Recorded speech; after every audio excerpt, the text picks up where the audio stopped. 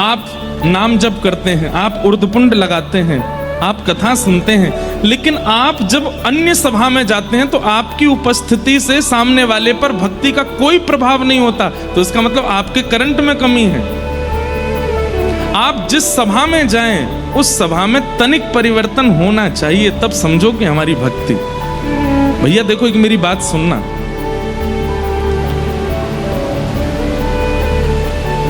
जैसे कोई व्यक्ति बहुत अच्छा भोजन बनाना जानता है, वो अगर आपके सामने आता है तो कई बार भोजन को देखे बिना ही मुंह में पानी आ जाता है। उस व्यक्ति को देख, अरे भैया आप चाट बल्ला बहुत अच्छा बनाते हो, आपको देखते ही मुंह में पानी आ गया, कुछ बना दीजिए। उसकी कितनी योग्यता कि उसकी उपस्थिति से भल्ला याद आ जाता है। ऐसे ही अत्यंत धनवान व्यक्ति को देखते हैं तो उससे कुछ धन की याचना करने की इच्छा प्रकट हो जाती है।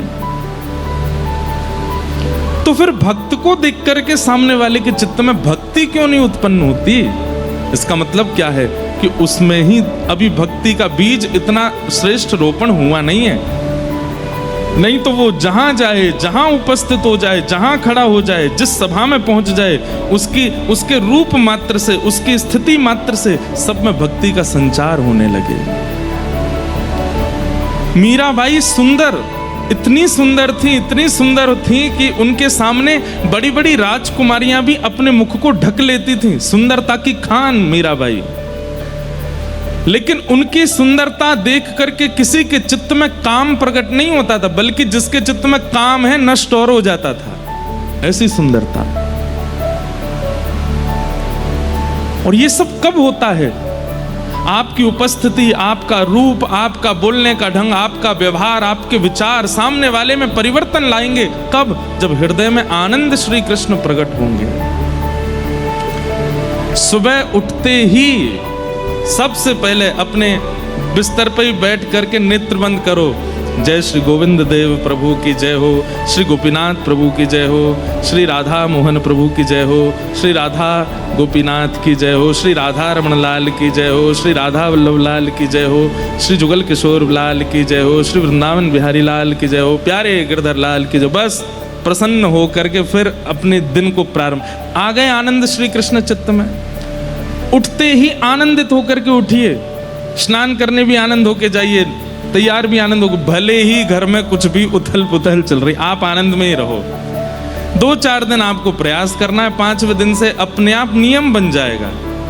अरे कहां तक कहें, नित्य सप्तनिधियों का स्मरण करके आप उठना प्रारंभ करेंगे ना, तो 10, 15, 20, 1 महीने में ऐसा होगा सप्तनिधि ही आकर के उठाएंगे स्वप्न में। अरे उठ जा, भोर रह गई है।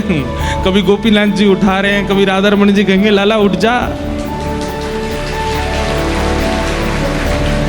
आनंद घन श्री कृष्ण को चित्त में प्रकट करना ही जन्माष्टमी है, जन्मोत्सव है ठाकुर जी का। इसलिए बाकी सारे नियम बाद में, बाकी सारे क्रम बाद में, सबसे पहले ठाकुर जी को चित्त में विराजमान करो। उठते ही फिर अपने क्रम में जाइए। कितना अच्छा लगे मानसी सेवा में कि मन में आपने 7 निधि विराजमान कर लिए उठते ही। और फिर स्नान करने गए तो इस भाव से गए कि मैं भी नहाऊंगा या मैं भी नहाऊंगी और इन 7 को भी नहवाऊंगी। वो भी स्नान कर रहे हैं, तो स्नान करते समय भावना क्या है कि हाथ में शंख है और हाँ गोपीनाथ जी स्नान कर रहे हैं, राधा रमण जी स्नान कर रहे हैं, राधा वल्लभ जी स्नान कर रहे हैं। उसके बाद जब स्वयं वस्त्र पहने तो थोड़ी देर नेत्र बंद करके भावना रख ली कि मेरे चित्त में बैठे आनंद घन सप्तनिधि भी वस्त्र धारण कर रहे हैं। राधा रमण जी ने लाल पोशाक पहनी है, गोविंद देव जी ने पीली पोशाक पहनी है, बिहारी जी तो आज मुकुट पहनने हैं, श्वेत बिहारी जी तो लहंगा पहने, किशोरी जी की प्रसादी पहनते हैं।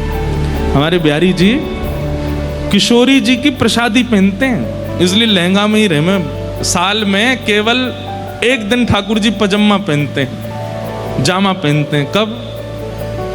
या तो कृष्ण जन्माष्टमी पर पहनते हैं या फिर अक्षय नवमी, अक्षय नवमी की अक्षय तृतीया, हाँ अक्षय तृतीया को पहनते हैं। उस दिन चरण दर्शन होते हैं उनके, बाकी दिन तो चरण दुबके ही रहे। तो ऐसे भावना कर लो। जब स्वयं के श्री धारण करो, स्वयं का तिलक धारण करो, तो मानसी में ये भी धारण कर लो कि श्री राधारमण जी का गौड़िया तिलक धारण करा दिया, बिहारी जी को हरिवंशी हरिदासी तिलक धारण करा दिया, श्री राधा वल्लभ लाल जी की पत्रावली कर दी है, गोविंद देव जी की पत्रावली कर दी है। ऐसे भाव कर लो, आ गए आनंद घन श्री कृष्ण चित्त में। फिर डोलवे जा रहे हो, अपने काम पे जा रहे हो, तो भावना ये रख लो कि बाल भोग पा करके सातों निधि भी गैया चरावे जा रहे हैं, ये भी अपने ग्वाल बालन के संग डोल रहे हैं। फिर मध्याह्न दोपहर का लंच करो, भोजन राजभोग करो, उस समय फिर ध्यान कर लो कि वे सब भी वन में बैठे हैं, मधुमंगल श्री दामा घेर करके बैठे हैं और बीच में बैठ के ठाकुर जी प्रेम से भोग कर रहे हैं। शाम को घर लौट के आओ तो उस समय भावना कर लो कि ठाकुर जी भी गैया हाँकते भये अपने कंधा पे लाठी धर के दोनों हाथ पदरा करके लौट के आ रहे हैं घर पे। कितना सुंदर भाव बन जाए ऐसी स्थिति। अब जब सोने जाओ तो फिर वहां पे भी ये भाव रख लो, नैनों में नींद भर आई लालन के, नैनों में नींद भर आई। पहले ये पद गा करके हृदय में विराजमान ठाकुर जी को पढ़ा दो और फिर स्वयं भी पढ़ जाओ। कितना सुंदर हो।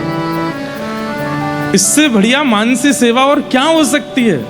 और आप ऐसे विराजमान करने लगे ठाकुर जी को चित्त में और अपनी क्रिया में उनकी क्रिया समझने लगे, आपके चित्त में आनंद घन प्रकट हो जाएंगे। और वही जन्माष्टमी जो साल में एक बार होती है वो हर दिन होने लगेगी। फिर बिना क्रीम के ही ग्लो करेगा ये चेहरा, बिना किसी भी क्या बोलते हैं उसको प्रकार के व्यंजन करने से, बहुविधान करने से आकर्षण आ जाएगा चेहरे में। आपकी इच्छा नहीं होगी कि ग्लो आवे, आकर्षण आवे, लोग अपने आप आकर्षित होंगे। और आकर्षित भी काम से नहीं, क्रोध से नहीं, लोभ से नहीं, भक्ति से होंगे। इसलिए केवल दीक्षा लेना, केवल शरणागति लेना, केवल माला हाथ में अपने कल्याण के लिए नहीं है। ये चित्त में ठाकुर जी को धारण कर करके स्वयं भी प्रसन्न रहिए और जिन जिन से भी मिलो उनको भी वो आपसे कहने लग जाएं कि आपको देख करके बड़ी पॉजिटिव वाइब्स आती है, हमको आपको देख के बड़ी सकारात्मकता अनुभव होती है। बस समझ जाओ कि हाँ, मैं नहीं दिख रहा हूं इनको, लाल जी दिख रहे हैं भीतर बैठे भये, वही आकर्षण कर रहे हैं।